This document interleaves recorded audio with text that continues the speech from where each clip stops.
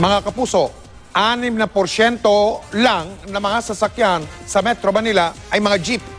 Pero ito pa rin ang pangunahing paraan ng transportasyon sa ilang kalsada dito sa Kamaynilaan.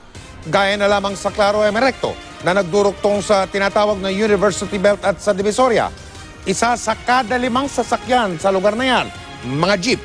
Sa Rizal Avenue naman, na pangunahing kalsadang nagduruktong sa lungsod ng Caloocan at Metro Manila. At sa Aurora Boulevard na nagduruktong sa mga lungsod ng Maynila at Quezon. Pati sa Taft Avenue kung saan may maraming paaralan at mga universidad. 18% ng mga sasakyan ay puro jeep. Kaya na magtigil pasada ang mga jeep ngayong araw na ito, perwisyo ang inabot ng mga pasahero sa lungsod ng Maynila.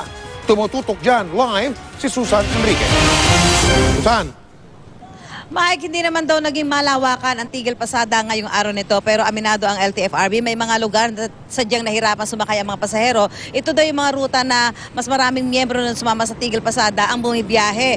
At ang sabi pa ng LTFRB, pagpapaliwanagin nila ang mga sumama sa transport strike kung bakit hindi dapat kansilahin o suspindihin ang kanilang mga prangkisa. Sakit sa ulo at abala sa mga pasahero ang idinulot ng tigil pasada ng transport group ng Stop and Go Coalition. Sa Maynila, alas 4:30 pa lang ng madaling araw, nag-aabang na ng jeep si Nel. Pero kahit wala pang masyadong pasahero, wala siyang masakyan. Hinaharang na raw kasi ang mga jeep sa may boundary ng Santa Ana at Calentong. Ang resulta, maraming pasahero ang apektado. Kung may masakyan akong taxi na lang. Sa Monumento, Caloocan City, inabot daw ng 2 oras ang paghihintay ng mga pasahero bago makasakay. Kaya kapag may bus, unahan sa pagsakay. Sa sobrang siksikan, di na maisara ang pinto. Sa mga pumasadang jeep, kanya-kanyang sabit naman sa estribo. Habang ang iba, napilitan na mag-taxi para makapasok sa klase at trabaho. Malaking epekto po dahil mga estudyante, ganyan. Dinudumog din ng mga pasahero ang bawat bus na dumadaan sa kanto ng Ortigas Avenue at EDSA. Inabot daw na mahigit 2 oras sa pag-aabang ang mga pasahero dahil punong-puno ang ilang bus na bumibiyahe. Lalakarin na lang po namin, wala na pang masakyan eh. Humihingi naman ng pasensya ang Stop and Go Coalition pero ito raw ang kanilang paraan para iparating sa pamahalaan na tutol sila sa sinasabing modernisasyon ng mga PUJ. Hindi modernization yung phase out yun. Doon sa kanilang department order, yung guidelines, una nakalagay doon, kinakailangan yung 3 component ay papalitan mo. Yung engine, yung chassis at yung body.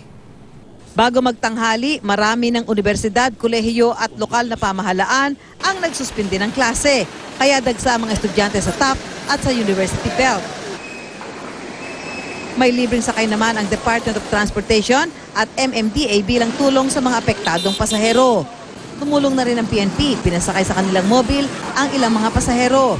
Sa monitoring ng LTFRB, hindi naman daw malawakan ang epekto ng strike. Pero pagpapaliwanagin daw ang mga sumama sa strike kung bakit hindi dapat kanselahin o suspindihin ang kanilang prangkisa.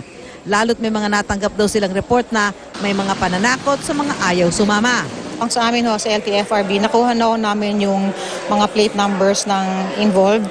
We gave it already to NCR. Alam na ho namin kung sino sila and we are now processing the show cause orders po. Sinuspindi rin ang number coding sa mga pampublikong sasakyan. Sinuspend ko po kaninang umaga para lang sigurado na matugunan po natin yung pangangailangan ng transportasyon. Kahit ganun pa man natingin namin hindi ganun kalaki yung epekto. Para lang for the convenience ng ating riding public. Sa mga oras nito, narito po tayo sa tapat ng Manila City Hall at nakikita natin na may mga nag-aabang na pasahero. May mga bumibiyahe ng mga bus at jeep pero mukhang hindi ito sapat para maisakay ang lahat ng mga pasahero naghihintay sa mga oras na ito na nakikita nating nakahalera ho dito sa may bahaging ito ng Manila City Hall, yung mga papunta ng Quiapo o Quezon City. Kanina nang makausap natin si MMDA General Manager Tim Orba, sinabi niya na imomonitor nila yung mga lugar na apektado ng tigil pasada para makapagpadala sila ng mga libreng sakay. Mike? Maraming salamat, Susan Enriquez.